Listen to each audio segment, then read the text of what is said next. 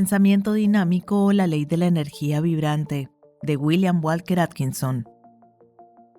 Capítulo 7. La paradoja de la ciencia. En los días antiguos, cuando los filósofos se encontraban incapaces de explicar alguna clase particular de fenómenos, los agrupaban y los referían a algo supuesto que llamaban el éter. Al encontrar esta una manera fácil de deshacerse de preguntas molestas, adoptaron esta costumbre y el hábito se arraigó en ellos. Pronto hubo una docena o más de éteres diferentes en boga, cada uno explicando algo distinto, siendo algo distinto cosas que la ciencia ahora siente que comprende bastante bien. Estos éteres llegaron a ser como los diversos vapores de los antiguos, un término digno para "no lo sabemos", un camino respetable para retirarse bajo la apariencia de un avance. Estos éteres se convirtieron en un escándalo científico y provocaron un modo laxo de pensar entre los estudiantes de esos tiempos. Así que finalmente fueron abolidos y relegados al desván de la ciencia, donde yacieron durante muchos siglos hasta un periodo comparativamente reciente, cuando al menos uno de ellos fue sacado, sacudido, renovado un poco y colocado en su antiguo pedestal. Este éter renovado al que me refiero fue el éter de Aristóteles. Aristóteles, como sabemos, fue un famoso filósofo griego que vivió alrededor de 350 a.C., hace unos 2250 años. Fue un buen hombre y un filósofo célebre, pero carecía un poco de conocimientos científicos. Aunque sabía muchas cosas y expresó muchos pensamientos sabios, tenía la impresión de que el aliento del hombre ingresaba al corazón en vez de a los pulmones, que la parte posterior del cráneo estaba vacía y así sucesivamente. Carecía de las ventajas de una formación moderna, lo cual no fue su culpa. Bueno, Aristóteles concibió la idea de un éter universal que él pensaba que impregnaba todo el espacio y con el cual explicaba el paso de la luz desde el Sol y las estrellas, los movimientos de los planetas y varios otros fenómenos físicos. No se sabe si Aristóteles realmente creía en este éter o si simplemente lo usaba como una hipótesis especulativa siguiendo la costumbre del éter de sus contemporáneos. En cualquier caso, su teoría sirvió a su propósito. Vivió, floreció, declinó y murió, o al menos así parecía. Pero su cadáver fue resucitado en tiempos modernos y se utilizó para explicar diversas cosas. Esto no significa que los pensadores modernos realmente crean en el éter universal, simplemente lo asumen como una hipótesis de trabajo hasta que se ofrezca algo mejor. Su principal uso moderno es para explicar la transmisión de la luz desde el Sol y las estrellas hasta la Tierra. Se sostenía que una cosa no podía actuar donde no estaba, por lo que se hizo necesario explicar la transmisión ya sea mediante la teoría de que pequeñas partículas de sustancia eran arrojadas desde el Sol y viajaban hacia la Tierra, o que había algún medio de comunicación mediante vibraciones, etc.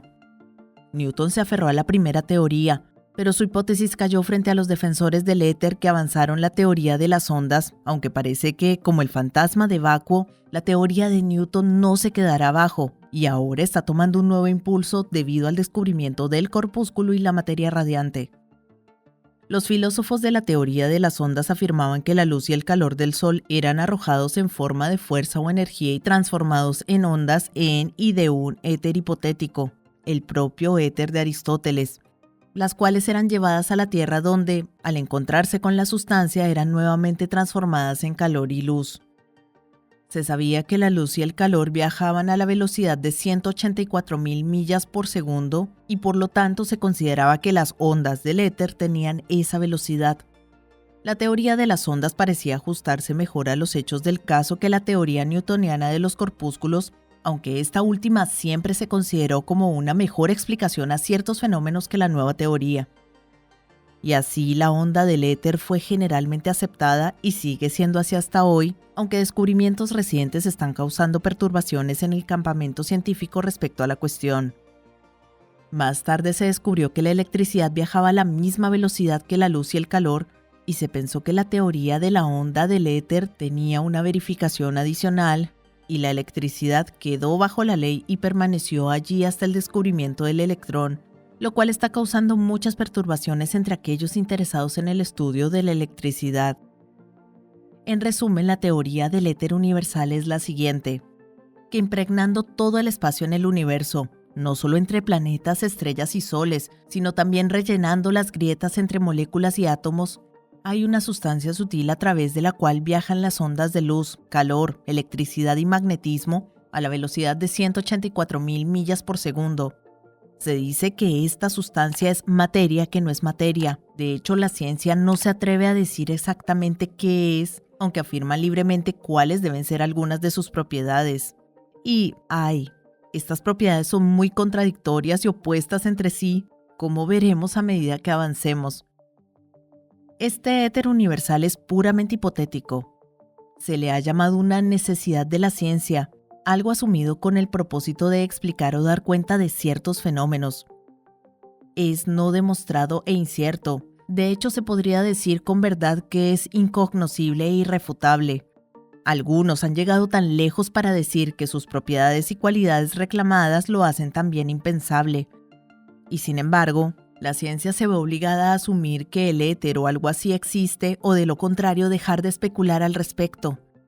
Pertenece al reino de la pura teoría y sin embargo muchos escritores lo tratan como si fuera un hecho positivamente demostrado y comprobado. Examinemos la naturaleza del problema de la ciencia, su solución intentada y los problemas que surgen de ello. La luz viaja a la velocidad de 184.000 millas por segundo. Recuerda que la luz y el calor son lo que llamamos con esos nombres solo cuando se consideran en conexión con la sustancia. Según la teoría, la luz en la atmósfera del Sol se transforma en una onda de luz del éter en su viaje hacia la Tierra, y solo cuando la onda entra en contacto con la sustancia en el cuerpo o atmósfera de la Tierra se transforma nuevamente en luz como la conocemos. En sus viajes a través del espacio no se encuentra con sustancia y no tiene nada en que convertirse en luz, por lo tanto el espacio entre los mundos está en un estado de oscuridad absoluta. Lo mismo es cierto para el calor, y el espacio entre mundos es absolutamente frío, aunque a través de él pasen innumerables ondas de calor de gran intensidad que más adelante se transformarán en calor cuando lleguen a la sustancia, la Tierra. Lo mismo es cierto para la electricidad y el magnetismo. Aunque el éter, como hemos visto, es una sustancia puramente teórica, la ciencia ha considerado razonable concluir que se debe poseer ciertos atributos para explicar ciertos hechos conocidos. Así se dice que es sin fricción, de lo contrario los mundos, soles y planetas no podrían pasar libremente a través de él, ni podrían las ondas de luz y calor viajar a una velocidad tan tremenda.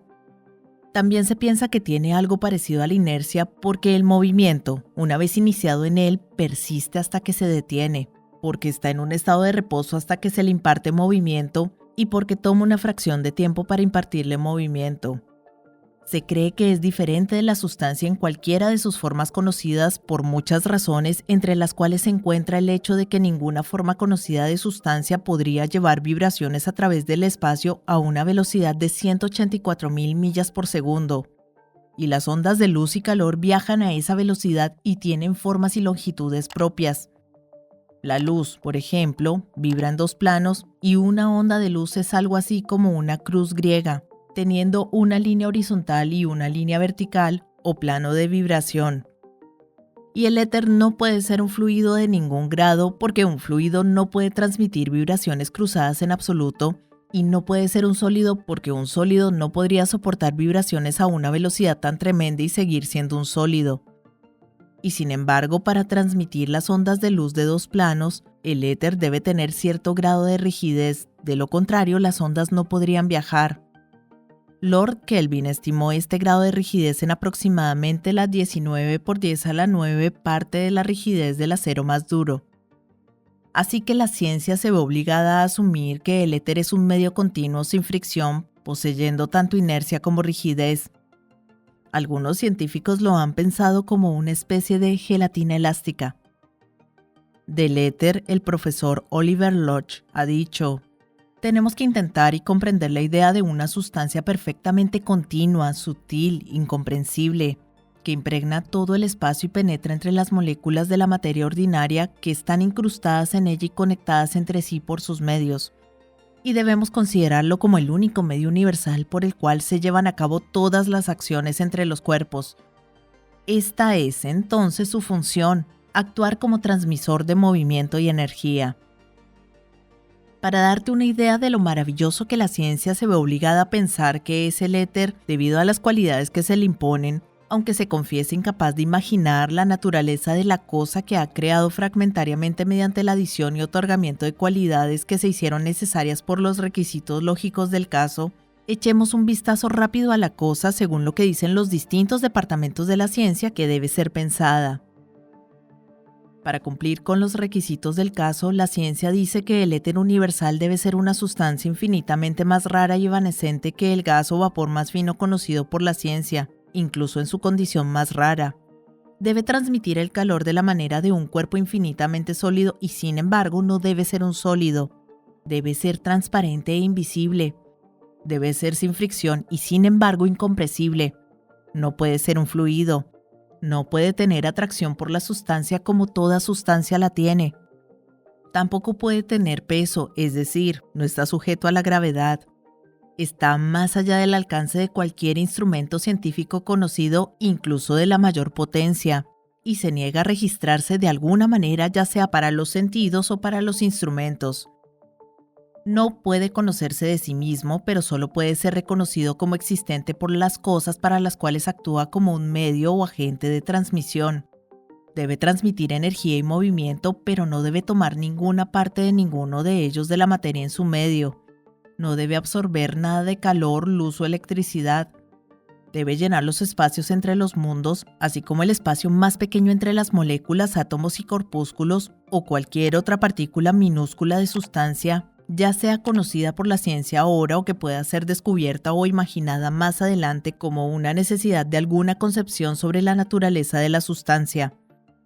En resumen, el éter universal, para hacer las cosas atribuidas a él, debe ser más sólido que los sólidos, más parecido al vapor y gas que el vapor o gas, más fluido que los fluidos, infinitamente menos rígido que el acero y, sin embargo, infinitamente más fuerte que el acero más fuerte. Debe ser una sustancia que tenga las cualidades de un vacío. Debe ser continuo y no compuesto de partículas, átomos o moléculas. Debe ser un todo en algunos aspectos y sin embargo un nada en otros.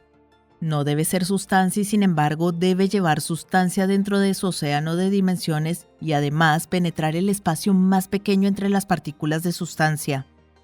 No debe ser energía o fuerza y sin embargo la ciencia ha estado considerando la energía y la fuerza como interrupciones de reposo o agitaciones dentro de sí mismo.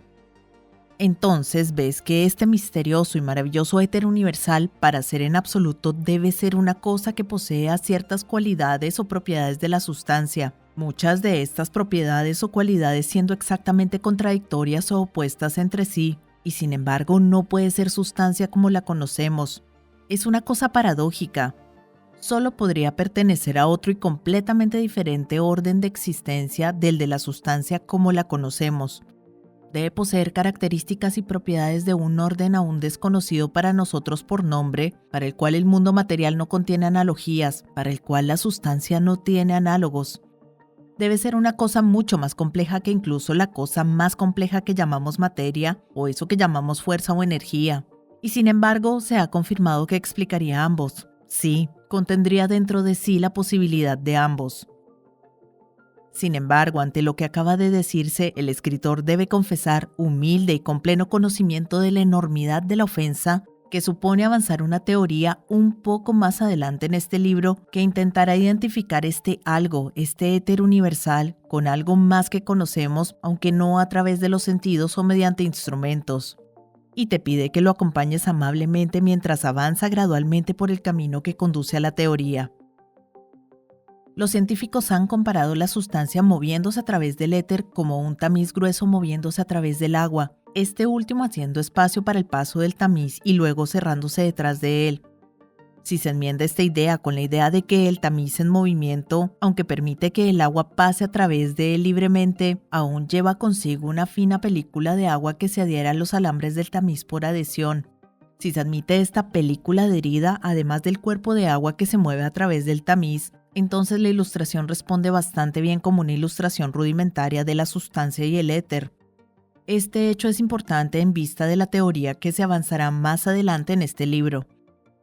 El profesor Loch, en su interesante obra Vistas modernas de la electricidad, menciona una serie de experimentos que tienden a demostrar el hecho mencionado, que no es tan conocido como otros hechos relacionados con el éter. Hasta el descubrimiento de la materia radiante que trajo consigo las nuevas teorías del corpúsculo o electrón, etc., que apartó en el montón de polvo muchas teorías científicas generalmente aceptadas sobre la naturaleza de la sustancia, la teoría favorita y más popular fue la conocida como la teoría del anillo vórtice del átomo. La teoría sostenía que los átomos de sustancia no eran más que anillos vórtices del éter a los que se les había comunicado algún tipo de movimiento y que posteriormente adquirieron otros movimientos y que finalmente se hacen aparentes a nuestros sentidos como sustancia. En otras palabras, se suponía que el átomo era un anillo de vórtice de éter actuando por una fuerza de alguna manera desconocida, siendo el carácter, la naturaleza y las propiedades del átomo determinados por la forma y el tamaño del anillo del vórtice, la velocidad del movimiento, etcétera, etcétera. Las nuevas descubiertas de la ciencia, sin embargo, han dejado de lado, al menos temporalmente, la teoría del anillo de vórtice, y en la actualidad la ciencia parece encontrar su última cosa en la sustancia, en la teoría de que la sustancia parece ser el corpúsculo o el electrón. En otras palabras, después de muchos años de seguridad imaginaria en una teoría establecida sobre la naturaleza de la sustancia, la ciencia, una vez más, se ve obligada a emprender la búsqueda del origen de las cosas. Pero la teoría del éter permanece y es probable que lo haga, aunque los nombres que se le apliquen cambien. Algunos todavía creen que en el éter, un poco más alejado, descansa el origen de la sustancia y que el corpúsculo puede ser el producto del anillo vórtice en lugar del átomo. Se observará que la ciencia no ha hecho ningún intento serio de conectar el fenómeno de la gravitación o la atracción con el éter. La gravitación está sola, un forastero entre las fuerzas sin responder a ninguna de sus leyes, no necesitando tiempo para viajar, no necesitando un medio como el éter para transmitir ondas, no temiendo obstáculos o cuerpos interferentes, sino pasando directamente a través de ellos. Diferente, diferente, diferente.